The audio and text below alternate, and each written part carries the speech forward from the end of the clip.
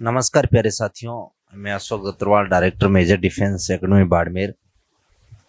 Major Defence Academy के नाम से आप सब लोग जानते होंगे। सेना भर्ती में हमेशा चाहे फिजिकल हो चाहे रिटर्न की तैयारी को लेकर आर्मी के गढ़ के रूप में कहे जाने वाली एक आवासीय संस्थान है। चयनित की कतार में हमारे साथ मौजूद हैं जोधपुर सेना भर्ती में कलरक पद से चयनित मेरे ही गांव का डाला भोमाराम ढाका। भोमाराम, सबसे पहले तो बहुत बहुत बधाई, बहुत बहुत शुभकामनाएं। थैंक यू सर, आपका बहुत बहुत आभार। सब लोग जो दर्शक इस वीडियो को देख रहे हैं उन तक अपना परिचय करवा दीजिए। मैं बोमाराम, सन ऑफ बाबूलाल जी ढाका। मैं गांव खांजी का तला 6 क्लास से अशोक जी के गांव से हूं और मैंने मेजर में रहते हुए अपने सफलता के लिए संघर्ष किया है। जी बिल्कुल भोमाराम, बहुत बहुत बधाई। और मेरा आगामी सीधा आपसे क्वेश्चन रहेगा कि शुरुआती स्कूली शिक्षा आपसे आपकी कहाँ से और कहाँ तक हुई थी?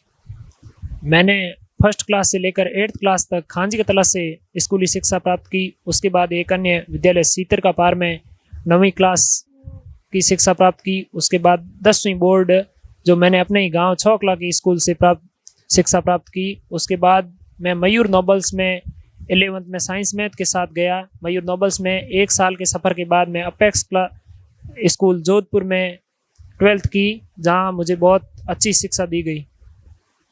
जी, शुरुआती रुझान में जब मैं भी आपके गांव का था, आप भी मेरे गांव के थे, कहीं आयु सीमा में भी देखा जाए तो कुछ ज़्यादा अंतर नहीं था। कैसे विश्वास करके इस मेजर परिवार की ओर आप अग्रसर हुए?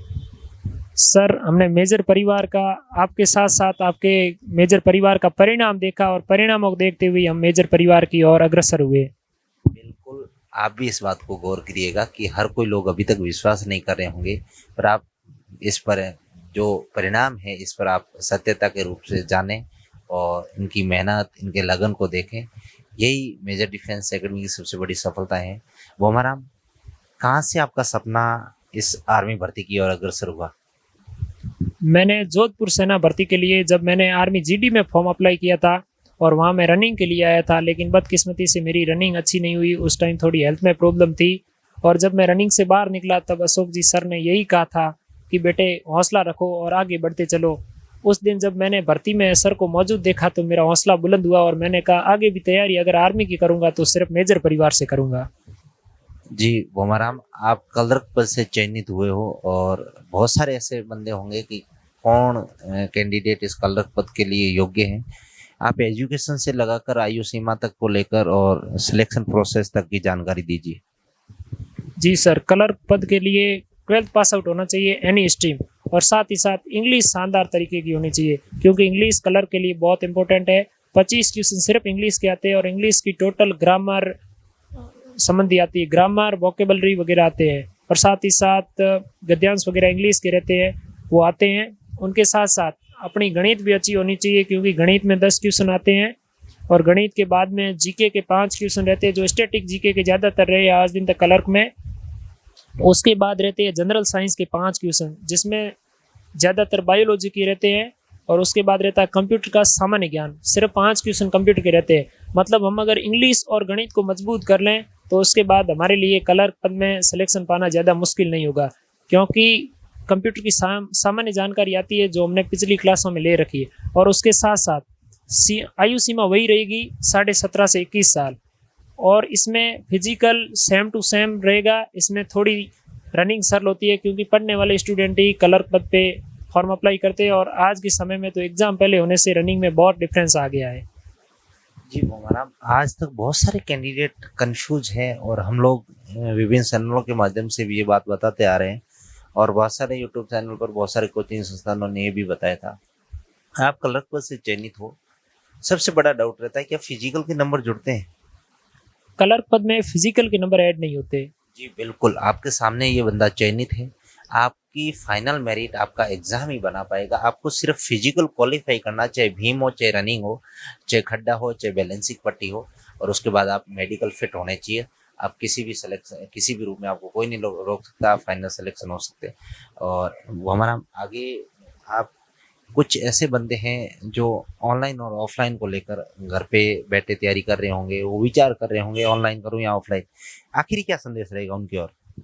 मेरा यही संदेश रहेगा कि आप ऑफलाइन तैयारी करो। ऑफलाइन तैयारी का आपको बहुत ज़्यादा फायदा है, क्योंकि ऑफलाइन तैयारी में हर चीज़ आपको फिजिकल मिलेगी। ऑनलाइन तैयारी में आप टीचर को आज क्वेश्चन पूछोगे तो कल या परसों आंसर आएगा, लेकिन आप जैसे ही ऑफलाइन में बैठे हो, आपको डाउट आया और तुरंत हाथ खड़ा किया और पूछ लिया, सर ये डाउट है मेरा, कैसे क्लियर करोगे आप? तो वो आपके लिए सबसे इम्पोर्टेंट रहेगा। आप मेरा कहना मानो तो ऑफलाइन में, और आपको कंपटीशन का भी पता चलेगा। जैसे आप कलर के लिए ऑफलाइन तैयारी करते हो तो आपके साथ रहने वाली भीड़ का पता चलेगा, क्योंकि मैंने फिजिकल की तैयारी की तब मुझे फिजिकल की भीड़ का रियल में पता चल गया कि क्या फिजिकल में कंपटीशन, और मैं फुल कॉन्फिडेंस के साथ अंदर गया था। लिखित तैयारी और फिजिकल को सबसे ज्यादा श्रेय किनको देना चाहोगे? सबसे पहले तो मतलब जैसे कि आज के समय में लिखित तैयारी को सबसे ज़्यादा श्रेय देना पड़ेगा, क्योंकि कलर पद एक ऐसा है जिसमें अपने को लिखित मजबूत करना है। और साथ ही साथ उसके बाद हमें ऐसा नहीं सोचना है कि कलर में रनिंग सरल होती है। कलर में सबसे बड़ी बात यह है कि आप लोगों के अब तो सिस्टम हो गया कि आपको जिले वाइज बुलाते, लेकिन कलर के अंदर ऐसा कुछ नहीं होता। नागौर के धावक भी हमारे साथ आते हैं। जी बिल्कुल, आप लोगों ने रिटर्न की तैयारी की थी और फिजिकल की भी तैयारी की थी। अंतिम उन गुरुजनों के लिए 2 शब्द। मेरे पास शब्द कम पड़ रहे हैं सर का आभार व्यक्त करने के लिए, क्योंकि मेजर मेरे लिए एक परिवार जैसा हो गया है, और इसमें रहते हुए मैंने बहुत अच्छा अनुभव प्राप्त किया। और हमेशा सर की एक मुस्कान जो हार और जीत के समय एक जैसी दिखाई देती है, उस मुस्कान की वजह से हम मोटिवेट हुए और आज सफलता की अंतिम सीढ़ी तक पहुँचे। और हमारा यही आप सभी को संदेश रहेगा कि आप जहाँ भी रहते हो प्रेम भाव से और उसके प्रति वफादार रहो। आपका भी सिलेक्शन हो गया है, आप निरंतर आगे बढ़ते रहेंगे। पर अब जब सिलेक्शन नहीं होता है और जब सिलेक्शन होता है तो कुछ अंतिम मेहनत के वो क्षण याद रहते हैं, फिजिकल को लेकर, भर्ती स्थल को लेकर। कुछ ऐसे हैं जो आपको लाइफ टाइम तक याद रहेंगे, चाहे कोचिंग का हो, जो किसी स्टूडेंट को लेकर हो, चाहे गुरु और से लेकर मध्य से कुछ बात। मेरी एक खास बात अशोक जी को बहुत पसंद आती थी, जो मतलब क्लर्क भर्ती में सबसे ज़्यादा पसंद आई थी, क्योंकि मैं क्लर्क भर्ती में फिजिकल में आया उसी दिन से फुल कॉन्फिडेंट था। और जब फिजिकल के अंदर गया ना, तभी स्टूडेंट्स को अशोक जी ने ऑलरेडी बोल दिया था कि इसका तो फिजिकल नहीं हुआ तो किसी का होगा ही नहीं इस क्लर्क में। तो क्योंकि मुझे फुल कॉन्फिडेंस था, क्योंकि अपन ने तैयारी की है, कॉन्फिडेंस क्यों नहीं होगा।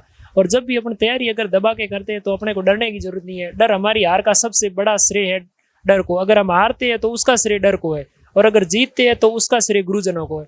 मैं मेजर परिवार का बहुत बहुत आभार व्यक्त करता हूं कि मुझे इस मंच पे आमंत्रित किया। बहुत बहुत शुक्रिया भोमाराम, आप निरंतर आगे बढ़ते रहिए। फिर से आपके इस परिवार और आपके पूरे परिवार वालों को और आपके पूरे ग्राम वासियों को बहुत बहुत बधाई, बहुत बहुत शुभकामनाएं। निरंतर आप सबके लिए मार्गदर्शन बने रहे। Thank you.